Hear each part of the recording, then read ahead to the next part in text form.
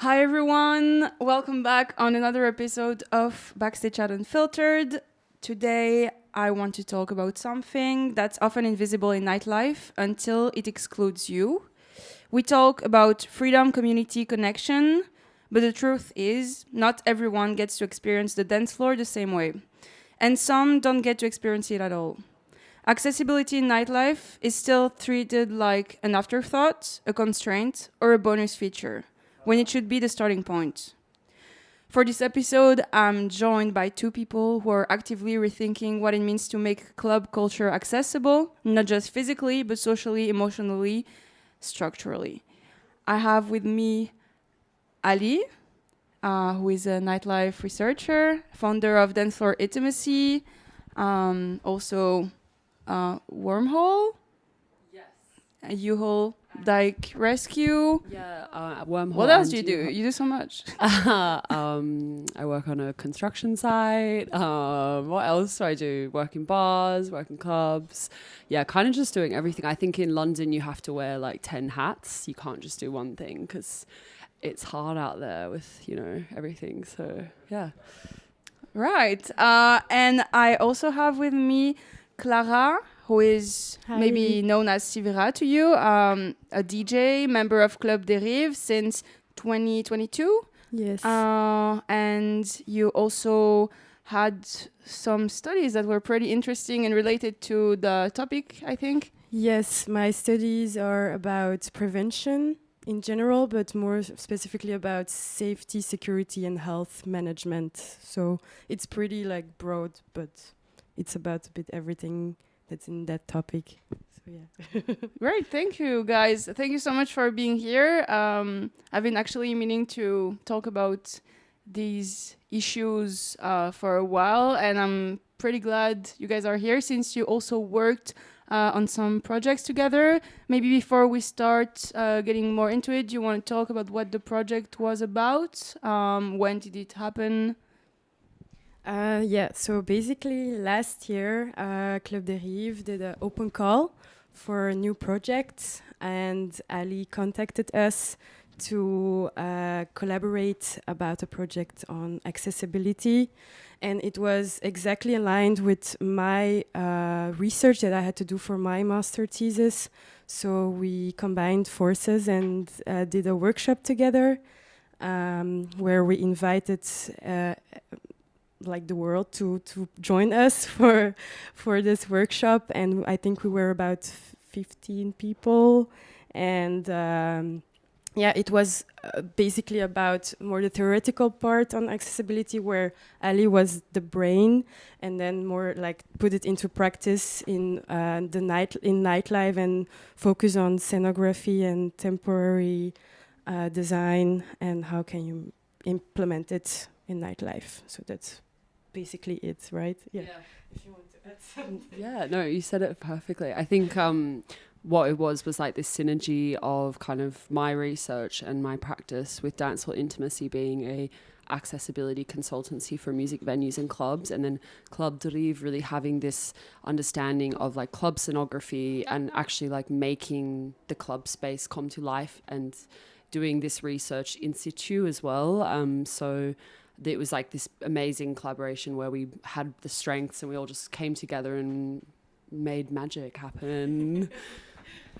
You definitely did. And I feel like because you did a talk that I saw you both talking at a couple of months ago, which was super interesting. And you also discussed what came out of these conversations. What came out of the conversations was we had this. So what happens was we had this 3-day workshop, Friday, Saturday, Sunday, and the first day was truly about learning and educating people about what it means to be aware of accessibility in nightlife. I was also teaching people about different disabilities and how they present themselves in nightlife spaces and in music festival spaces, and the nuances as well around disability and how there's never really a one size fits all. It can be very diverse. And then we actually went to Recyclar, where we had planned to then host the event that would happen like months and months later. And then we did an accessibility audit of Recyclar, which then allowed us to then go back on the Saturday, so second day of the workshop weekend, and actually start to like think, okay, well, what can we implement? And we did this amazing activity with Clara, which I'm not going to explain because I'll like absolutely butcher it. But we did this, we did lots of activities that were like starting to like think out of the box. And then Sunday was really like, okay, how can we design the club space for this event? And then in November, we actually had a club event, which implemented all of this stuff. So yeah, that was what came out of the conversations. That's so beautiful. And if I remember correctly, you also designed, Clara, a special ramp. Yes, exactly. Like that was kind of like the main design of the night. I wanted to make it big and like to really focus on that. So I wanted to focus on the ramp. That was also made from material we found a bit everywhere, like with very, very low budget. And we made the best out of it, and turns out pretty well in the space. But afterwards, we also had very good feedback on how it could have been better placed and stuff like that. So I also learned a lot about it myself as a designer and accessible designer. So yeah, that's so beautiful. Well, that's like you kind of brought a new project out into the club, and I feel like the feedback is kind of the best part, because then that means it's real. Like you went there and some people tried it, and then you can only improve. Have you had like other how do I say that, like maybe have you seen anything such as this in the past, like devices that were going that way to make the space more accessible? you mean like another organization as Club des Rives? Yeah. Oh. If you have like seen other projects come up such as this one. I haven't seen projects like this. I think like the only thing I can think of is it's not related at all to accessibility, but Temporary Pleasure did like a workshop weekend where it was like design the club, and then they actually held a club night in this club that they all built, but that was purely focused on like scenography and lighting and how can we make the perfect club, which I don't know. I guess our question was like, what is a utopian accessible club night? So similar, but our focus was really on access and not like, having the best sound system, for example, because obviously that's great, but yeah. It is great. I want to rewind a bit to maybe give more context to the people listening, as I guess there's maybe new people coming in. For those who don't know what I did with Backstage Chat for the past year and a half, I invite people from the scene, actors in their own way. So that means if you're a party person, if you work in nightlife, well, you're welcome to come and discuss the underlying subject of the scene. But I think what's nice also is to kind of have context with like, how did you both get into this whole world? What led you to like first get into it and then work in it?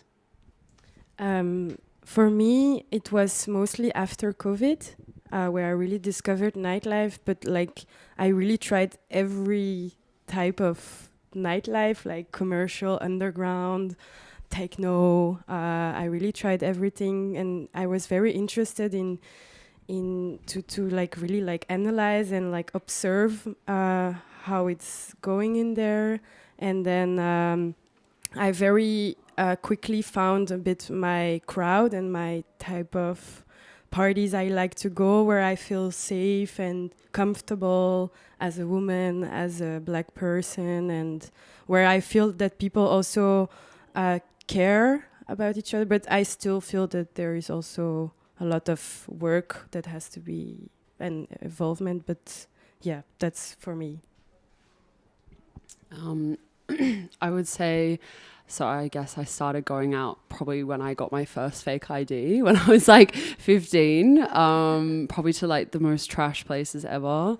But honestly, like for me, it was really, when I started to realize I was queer and kind of then going into those queer spaces, for me, that was like really, nightlife was like how I kind of realized that I was a fucking lesbian. Like it was literally the place. And I was just, I don't know, I feel like most of my cherished friendships are also from nightlife. Like I feel like that's for me where it all kind of began, finding my community.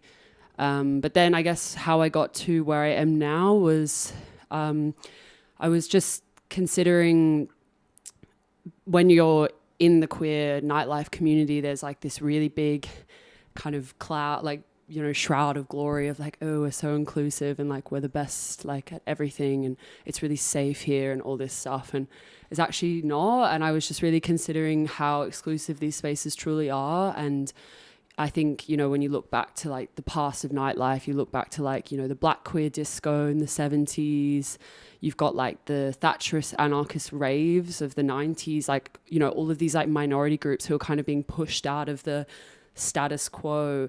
They're kind of like using nightlife and rave culture as like their kind of place to express themselves and find community and feel safe. And I think that like we kind of are losing that a little bit. So that's where my real interest has come from, is kind of trying to break that in a way, even if it's just small what I'm doing. But yeah.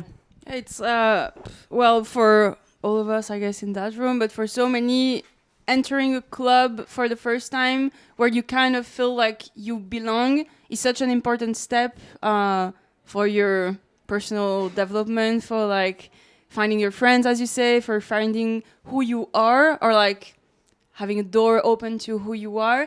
Clara, as you've like grown in that scene in Brussels, do you feel that like as a black person the scene was open enough for you? Do you feel represented enough in that scene, or at least in the scenes that you are attracted to musically first? I think definitely not represented, but welcomed more and more, yes. So it's not the same thing, but it already makes me feel a bit comfortable. But of course, I never had like bad experience, like experiencing racism during nightlife. Never had, thankfully. But doesn't mean it doesn't happen. But yeah, but not represented. Well, that's still a huge difference. It's like I kind of wonder also sometimes, as like, well, I'm a white cis woman, and I still don't see so many people that are like me, kind of like in the promoters team or in like the core teams of stuff, and still I'm like a pretty represented person, like visibility wise. But I'm still, it's this thing of like, we see all these crews working to make people feel more accepted, but at the end of the day, doesn't that come from like kind of changing who is in your team? Like to some extent, maybe there's something that could be done. And I don't know if like Ali, because you work on that topic sometimes, or like you research these things, do you see like a way that we could go out of this and kind of like have real inclusivity and diversity within the teams? So not, I didn't mean me, but I mean like more diverse profiles that would actually be further than like cis people, white people.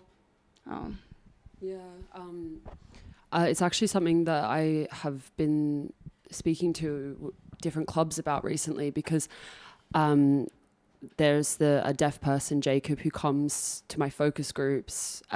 He's incredible. He's also a completely deaf DJ, like he's just a very talented man.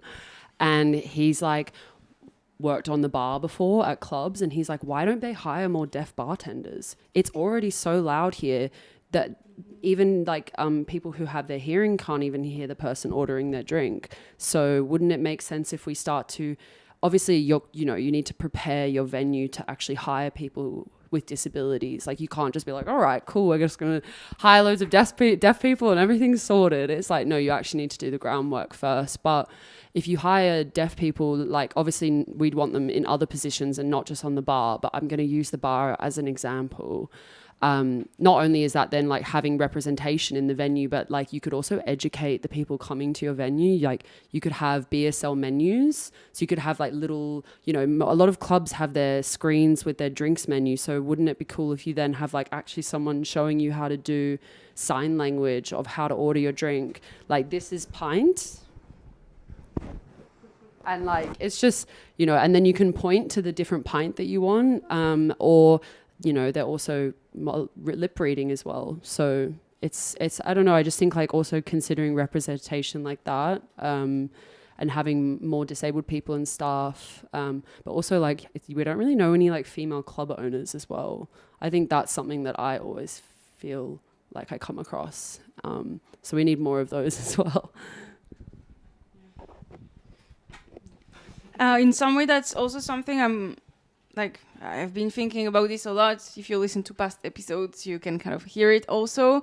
It's to what extent can we make a change in already existing places? Because that's the thing. It's like all these things have been running for so long, they aren't doing well. Like, we know, we see the articles, the venues aren't doing well. They aren't doing well for financial reasons sometimes, but I feel it's also like, yeah, like people who don't have the like physical capabilities of working or like moving, dancing in a space that hasn't been designed for them, that doesn't work. Or to work also, as you just said, it's like if there's one person that comes in a space, and even though you say it's like we want it to be accessible, like that's just on paper. What do you do in the end? Is there a proper way to make that work? Should it be like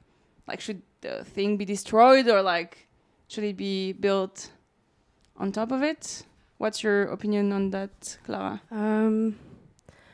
Wait, I don't think I understand well your question. That's normal. I sometimes use very long sentences. I do. I think okay. Thank you. But also, maybe I'm wrong, but I think you were asking, like, for example, if like a venue is already open and they are currently not accessible. Is that, yeah. Better way to say it, yeah, okay. Thank you. No, that's all right. I would say that the issue is that, like, I think a lot of venues that I work with will say, oh, well, like, you know, we can't put a lift in, it's too expensive. Or we can't put a ramp in, it's too expensive. Or, like, we can't put an accessible toilet in. But there's actually so much more you can do. Like, disability and, like, accessibility is so nuanced. And, like, you're not even considering neurodivergent people then. Or, like, not even considering deaf or blind people then. Like, there's so many things, like chronic illness as well. You know, often people just automatically think about someone in a wheelchair. So I do think that in that case, it's like, well, okay, you can't do the lift, you can't do the toilet, you can't do the ramp, but let's just do everything else. Because I think also not everyone is always going to be happy. Like, it's like we're going to at least try and do what we can. Yeah. Well, if I want to add something on this, I don't know if you remember, like, the exercise I did during the workshop. Yes. Well, I think it's pretty much linked, because the exercise I did, and like it's really all about my research. It's about changing behaviors, and it's like an exercise where you really want to look at the problem. Like, if it's about, like you said, physical capability, or like just people having habits and not just used to work with on other ways, or is it about also like the knowledge, the lack of knowledge? So it's really something, I think, that like the exercise I did, I really want to do it with every club owners, and like just be like, okay, what's going on here? What's the problem? And where do we have to focus? Is it the money? Is it just the lack of knowledge that you have and that you have to be more educated? Or is it just the infrastructure that is absolutely not adapted? Like, and that's really something I would love to continue researching with every possible club ever. So yeah.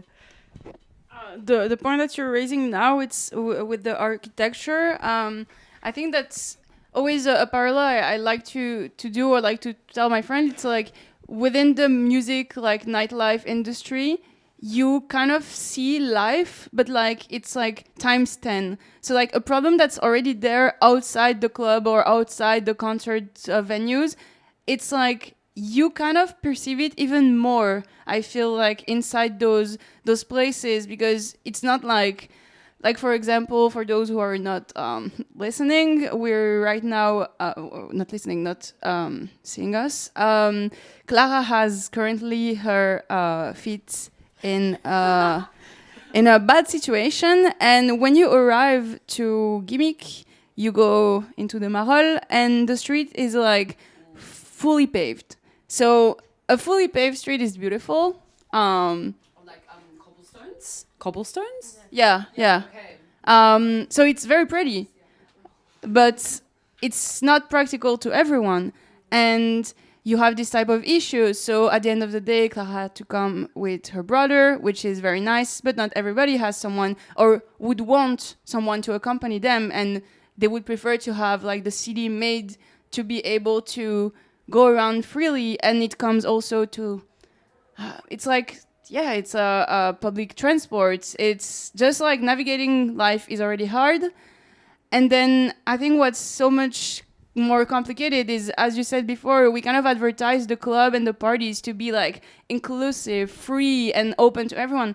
But it really is not still. And if we keep being content with how we are being served life outside of these club doors, this is not going to improve. And I guess like, well, Clara, you have probably seen like or felt other stuff you struggled with that you haven't struggled with before.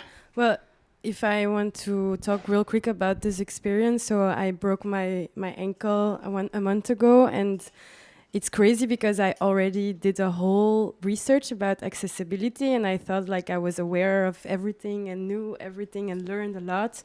But being in that position afterwards was such a big difference, because you really feel like, for example, Ali learned me about the spoon theory. It's something now that I also have right now, that I always have to think about, okay, how do I arrive there? I have to pass by this, and can someone help me for that little stair, or for this, or for is that spoon theory? Yes. What is it exactly? So the spoon theory is basically that you, let's say in Clara's case, like you wake up in the morning and you don't have an infinite amount of spoons. So like a non-disabled person will have an infinite amount of spoons, and they're basically just like a currency, for example. But so for example, in the morning you wake up, you need to go to the toilet, so you need to go downstairs. You use one spoon to do that, but maybe Clara only has 12 spoons. So now she's already used one just to go to the toilet in the morning.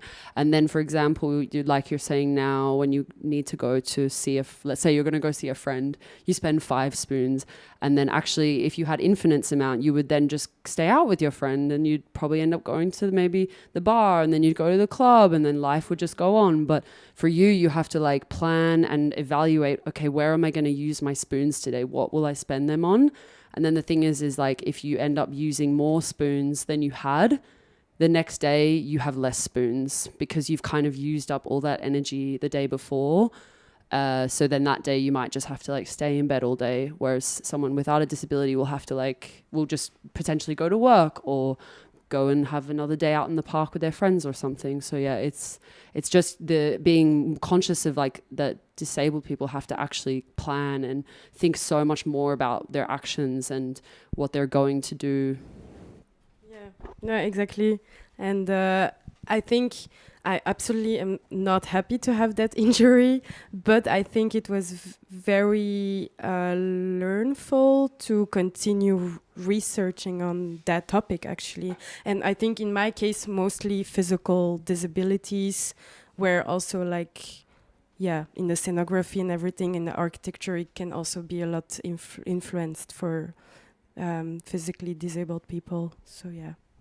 Well, thanks for both your intervention. I kind of didn't know about the spoon, and like also what you're saying, Clara, I relate a lot with that. As last year, which also is one of the reasons that led me to do this talk, and I kind of feel like it shouldn't have taken me this to do the conversation now. But yeah, I had the lumbago, so it's like my whole back was stuck, which kind of made me have to do the spoon thing all the time, and it's horrible because, well, I love to dance and I love to meet people through this way that is dancing, partying and stuff, and yeah, it really fucks you up. And also when you work in this field, as I've spent the last 3 years as an agent, just like go everywhere, meet people, because this is kind of a necessity, but then I cannot do this anymore. Or if I do it, well, my spoon are spent on like having to smile through it, or like having to be hypersocial, because on top of that, I also am on like whatever spectrum, and it's like very hard to hold the conversation. So it's this plus this, and then still I was like, I'm not in the worst like position, but it's like you have to kind of force yourself to notice these things in some way, because that kind of led us, for example, with my collective Cherry Bomb, to have this thing where we're like, okay, we work with venues. The venues don't have wheelchair access, so unfortunately, there's nothing we can do now about it, even though I'm pretty sure there should be something we could do about it. But then we're like, okay, so for all the people that like could struggle, such as I had the issue with the lumbago, maybe we should start implementing bracelets that would help people not to have to stand in lines, because I kind of understood that like standing in line like straight when your back is hurting, or like even for the people that have issue, like something that's not talked enough is like people that have, I don't know what's the medical name, but like the small bladder situation. Like it's not like a common thing to have to pee every like 15 minutes, but that should not make you unable to party, and that should not make you have to like wait in a line, like to queue in front of the bathroom for so long. So it's all these things, and then we implemented this bracelet that helps people, and then we get feedback, we know how to do it better. And I feel it's like kind of this trial and error, and at the end of the day, if you in your crew or in your venue, maybe that's what you do also with your research, it's like if you don't have people who would suffer or like in the position, you really have to ask the people. But even I would say, which is still something we could not really do, like, is to pay the people. Because at the end of the day, it's like, yeah, it's like hard work. It's like you have to make yourself super vulnerable in front of people who you're not sure are going to take you seriously or like care about what you say. From what you've seen, Ali, like from your research, like I guess you have groups where you talk with them. What is for you the best way to approach this situation? If, for example, now someone who is like someone who throws parties is listening to us, what would be the best way to do it that would be the more right to disabled people? You mean like connecting with the community, finding out what they want? Yeah. I would say like, I mean, something that can be done overnight is like actually setting up like a questionnaire. Like you could set up a Google form where you post it on your socials and your whatever platforms you communicate with your audience on. Share the link to your questionnaire and invite people to fill it out, and whether or not you could offer these people maybe like a discount code for the next event, or, you know, maybe it's like one person who fills it out gets a free ticket for them and their friend or something like this. Or you can actually also host like in-person focus groups or an online focus group. Yeah, I think if you're going to have that, it's obviously amazing to be able to pay people to give them some sort of subsidy for their time. But also, if you can't, like, you're still opening up that conversation for your community. And I think that people appreciate that. But as long as it's not in a form of tokenism, and it's not like we're going to organize this focus group and then we're going to do nothing about it. It's like, okay, do you have plans in place to actually make changes and actually implement something? So yeah, I think that's like a nice way to connect with that community.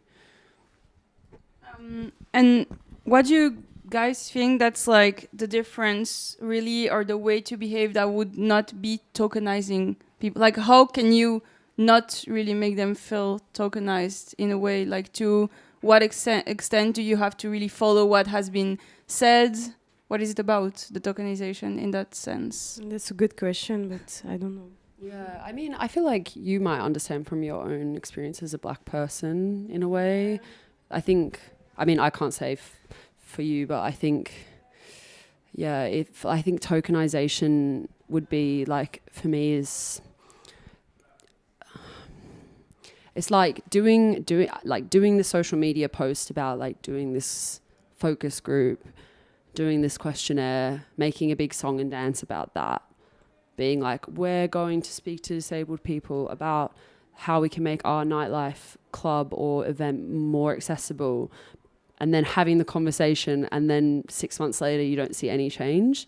Because I do feel like, obviously it's rare that there's like changes that can happen like that. Like, we understand how we're all like so strapped for time, especially like in DIY collectives and stuff like that. But I think if you don't see any change, that's when you can just tell that someone or like some venue has just done that for tokenism. Yeah, well, I still feel it's a difficult question. I think I don't know it yet. Like, yeah.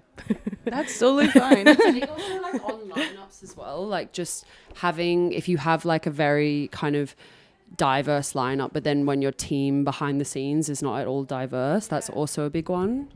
Yeah, that's true. And I also often felt, because I'm also a DJ, by the way, I didn't say it yet, but the fact in the start of my career as a DJ, I felt that sometimes I was put in a lineup not for my music, but because they needed diversity, and because I was like the black girl in the lineup, and then I was in a, like, musically it was horrible. Like I was playing like in between two hard techno DJs, and I was like, that's not what I play. Like I cannot match. So I felt that in the beginning, and now I feel more and more like that people book me for my music and not for diversity. But I think it's still a thing that the I don't know, like the bookers or the organization, like they just do it because they have to do it for like a tick box exercise. Yeah, like a tick box exercise. Like but more like because they want to be sure that they're socially accepted. You know? Yeah. Like, look good. Tokenism. Yeah. Actually, yes. Like I pretty much I agree 100% with what you're saying. It's like one of the things that pisses me off the most is because to me one of the main issues right now that I've like noticed is like now you have all these speeches at the entrance of like I feel like I've said this in previous episode. Well, whatever. But it's like you have all these speeches at the entrance of the venues, which is like, hey, so no means no, behave that way to people. But also in some way, I'm like, the fact that some speeches are not renewed is one thing that makes me feel like you guys are kind of using it to make yourself feel like you are better.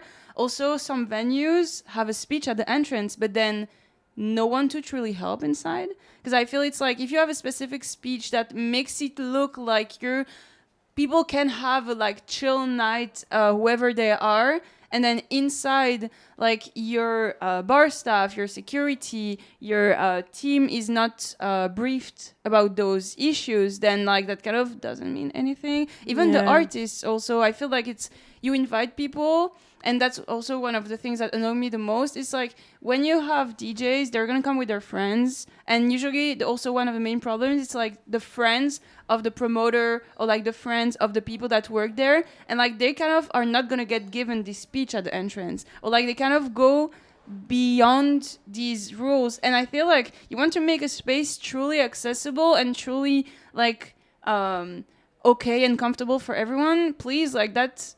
You have to start with this, and also as a person who would own a venue, because usually it's people from different generations, so it's like it's very new in the common nightlife to have these speeches, but like do the people that like own the place that are gonna navigate there like I've heard this speech, like would they behave in that way? Because that's something I kind of struggle with, and like and still like the artists like send them a briefing, like they also have a way to behave that should be in line with what you say your space is going to be about. And that means like, yeah, behave in a way that's okay with everyone. Like, and yeah, that's, I feel it's kind of becoming like a necessity to say you're like woke, like not saying you're woke as like this word is not really well seen, but like kind of saying you know these, but like first step is like saying you don't understand it, because I feel like it's the same with like being like comfortable with working for disabled people to have access to your space in a good way. It's like, first of all, please acknowledge like you don't know, like you don't, like the first step in my opinion, it's like understand you haven't known, or like you haven't researched, or like you haven't kind of cared about making other people feel accepted. And if you're not able to accept this, I kind of feel, again, I don't know, maybe you guys will know better, but I kind of feel like it's impossible to go like to the furthest point of making a space accessible. It's like you have to put yourself in the position of understanding your wrongs in the first place. Yeah, definitely. I feel like that was where in the Club Access Lab weekend where we did the audit of Recyclar, that was kind of one of the first steps, because you actually evaluate what is wrong with the venue currently, and then you're actually then able to go in and us, like as a group, we're able to think of ways that we could change the venue.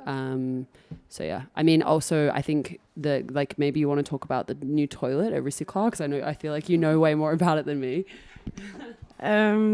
Yeah, so first I maybe want to say that wait, I forgot. Yes, about the toilet of the Recyclar. So the fact that we did the research, the accessibility audit in the Recyclar, and that we communicated to the Recyclar about what is not going well in their venue, they really took it into consideration, and they were like, okay, we're gonna change. And there were a few stuff that I couldn't do as a scenographer. Like there are a few stuff that has to stay that there like permanently. And one of the example was the toilet of the like the toilet that was not how do you say it, like yes, the door was not wide enough for people to enter with a wheelchair. Meanwhile, it was a bit ridiculous for me to like witness this, because you make an accessible toilet and you can't even enter. and then there was also like another thing they really changed is the cobblestones and the entrance of the Recyclar, where it was impossible to enter with a wheelchair as well. And I don't know if you know, but like now they also like implemented like a way, like a permanent little like way to enter with a wheelchair. Amazing. So I'm very happy that they really are into like I think we really brought them an impact. Like we brought an impact, and they're really willing to change. And I'm still in contact with them for other stuff. And yeah, but also I remember what I wanted to say. I think every venue has a different approach, because now we researched the Recyclar, but if we would do it in another club, it would be completely different. And that's why the venues are not motivated to start that, because there is not like a list with step-by-step explaining what you have to do to become accessible. It's really like every venue is different, and has to take it like to really look at their own place and see what's going wrong. So yeah. In your opinion, guys, do you think that a venue should open like a new venue if they're not fully accessible? What would it be? Yeah, no, I think that now they would first think about accessibility before they open, because otherwise also it's way more effort to open a club, and then now we were gonna look up for accessibility. I think so. Yeah, I think like if I don't know, I don't know how if it's the same in Brussels, but in London, like club spaces often take on kind of like old buildings that are more on the fringe of the city. So for example, like an old meatpacking factory, or like the basement of some dodgy old building. You know, even I run an event, like Wormhole happens on the 3rd floor of a building. It's totally not physically accessible, but for example, like every other way of the party is accessible in terms of like it's definitely an accessible place for people with chronic illnesses who need to sit down quite often. There's loads of seating. We don't use like strobe lights. There's no haze. We give lots of information before. It's like a daytime event, so it's like, for example, that's even in itself accessible because you're then not saying, oh well, you need to stay up till 4 a.m. to like see your favorite artist. But I think that even financially, I feel also with the transport. Totally, exactly.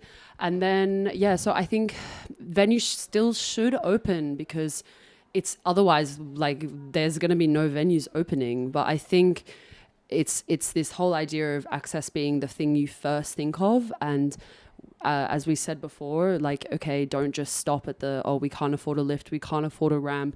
Like, I'm even thinking there's a venue opening on the 1st floor of the building that I live in. And it's only like maybe like 5 steps. And honestly, if I was the person taking on that venue, I would post a picture of the staircase and I would build an accessible toilet in the venue. And I would say, I will literally have myself, the security guard, and another person help carry you up the stairs if you agree to it. Like, because like then they're having the choice to do that as a wheelchair user, and then the party goes on. So yeah, I don't know. I think there's ways that we can start to think broadly about this. Yeah, if I just add something, like indeed, it's not possible, I think, to make a perfect accessible venue. Like there will always be one thing that someone would feel like, oh, I don't feel completely well here or something. But there's something that people just should think about when opening a club. Yeah, I pretty much agree with everything. It's we work with so many of these venues, as you said, these like I don't know if you use that word, but temporary venues.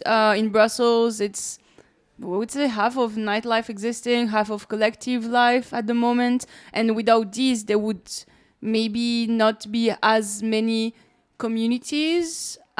Still, I kind of struggle with this community thing at the moment because I think it's kind of like also very fabricated as, yeah, community should mean being open to everyone in a way, for them to find their like likes in some way, but likes also doesn't mean as a disabled person, for example, you don't just want to hang out with disabled people. And so, yeah, it's like you have to think further, you have to do with what you're given, but also in a way don't, like if you're in a position where you can kind of recommend something to a venue that's of course a temporary venue, but if there's something you can do, please do it. Because it should not take someone with a disability to do something, as it should not take someone who is like black to react to a racist joke, as you should not take someone who is like queer to react to a queerphobic comment.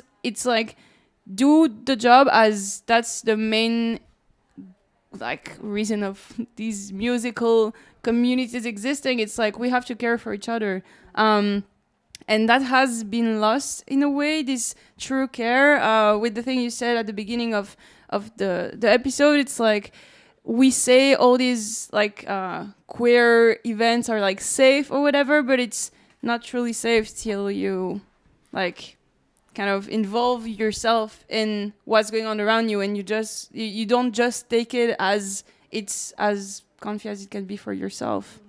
And if now you both would have to think of like what would a perfect club or a perfect night life, day life, what would it be for you? Oh my god, I think I mean, I'm going to use, for example, like De School in Amsterdam as an example, just because I think that a venue like this that has, it's got its daytime life during the week even. So it's like fostering that kind of community during the week, having a cafe, having classrooms, studios, gallery space, because then people can kind of interact with the space outside of it being a club. And then obviously it having these longer events where people can engage either during the day or during the night. And yeah, I think that to me is perfect. The fact it has a playground as well was amazing. So I think, yeah, if I was ever going to open a venue, it would need to have that kind of daytime, weekday life. And then also that programming, daytime, nighttime on the weekend. And I think also like, how can you start to actually do education in these venues? Like a lot of these club venues sit vacant during the week. It's kind of bonkers. Like, what are you doing? Like, start to use your spaces more innovatively, I don't know. For me, it would be mostly about the first impression when you would enter to my imaginary club, where I would really focus on the introduction when you enter, the security, that's a totally other topic, but that's also something that for me has a big issue.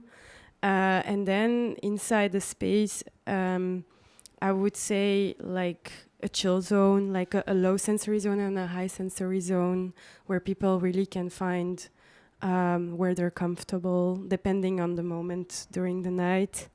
And maybe also different heights and different, I don't know. It also depends of like the night. Sometimes you want another type of party, and then the weekend after you want something more chill or more harder. So I don't want to describe something specific, but more about like the surroundings and the space and the people. So yeah. To me too, it's like entering a space where you feel there has been real thought about how would the least advantaged person that would walk in the day-to-day life could be feeling their best in this space. I think that's what I would love to see, like all the tips you gave with the bar people that would be able also to even have staff that are disabled, but also could be able to interact with someone who doesn't speak, or even like have ways to make people who are deaf also go around the party. It's like think about everyone in a way. I know that's hard since it takes a lot of putting yourself in someone else's shoes, and of course again it's like this talk is not meant to make people feel guilty. It's meant to be a discussion point because it's necessary still. If you feel guilt though, that's okay. I would say like please feel guilty in some way. It's like better than to just feel good about yourself all the time. But yeah, having these spaces that would make you feel like you can come as you are and they will try to find a solution. I think that's quite like important. And if now you would have like kind of a hope or like kind of a message that you would like to send to people in that sense, what would it be? Or an advice?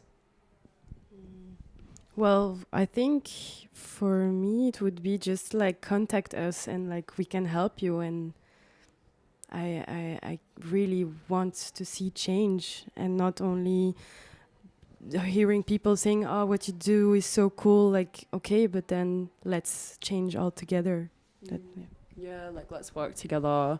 I think as well, like one thing that I would say is like connect with your community, like go and actually create that survey now, put it out there, but don't just put it out there if you're not going to do anything about it. So start to think about like what are some like quick wins based on that, on the replies to that survey. So things that you could do in the next 3 months for your collective or your event or your club space, and then what's like the 6-month plan, and then kind of like longer term wins, like let's think like 12 months and beyond, like what is something you want in that time, and then set out a plan and make it happen. Is there also organizations or people that you've worked with you want to tell us about that could be interesting to look into for our listeners? Definitely check out the Wheelies project. Yes. Yeah, they're so great. they have this amazing video of them going around the event at Recyclar on their body cam in wheelchairs, and it's like the best video I've seen in a long time. They're having like the time of their life. I don't know. That's kind of, I think, what I'd say. Yeah, I think there were other few organizations that also came to our talk in Recyclar, but I don't remember their name directly, but there were not a lot, and that should change, and there would be more people involved, and I think like not only people that are being in a disabled situation, like for example me, I was not in a disabled situation, but I still was so interested and like motivated to help, and if other people are also like that, they should help as well. So. Well, thank you, both of you, for taking the time to discuss this pretty important topic. And as you said, there's not enough things that have been looked into around disabilities in our field. So in nightlife, festival life, club life, whatever. And so please, keep looking around these subjects. I just want to add that like something I really enjoyed from was it Club Dérive?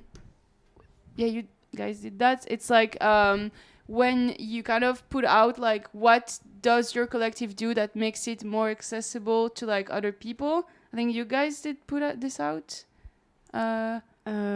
Like you mean like on the socials? Yeah, I think. Was it not you? No, I don't think so. I'm so bad. My memory is very bad. No, I don't think so. Like we did, we just, we shared like as much as possible about the collaboration with Ali, but accessibility, but I think maybe it was Montage. Montage. Yes. Oops. Yes. Well, shout out to Montage. But yeah, I really like this this thing of like kind of ask publicly people, but also feel like I think like it's good to have people sharing what they did, even publicly, in a way that like, again, like you're not gonna be a better person for like saying it out loud, but it's gonna make the scene better if you share about how you've like worked some solutions that can make it like that is like financially doable for anyone. In the end, it's helping some people, so please share about those. Send it to even other collectives. Go talk to people. Be like, hey, we did this. Maybe you should do this also, because it doesn't make you cool to be the only one doing. Yeah, definitely. Like, I agree. More accessible. Well, thanks, guys. Thank you. And Thank you. to anyone who was listening or watching us, feel free to check both of their socials and ask them questions if you want to.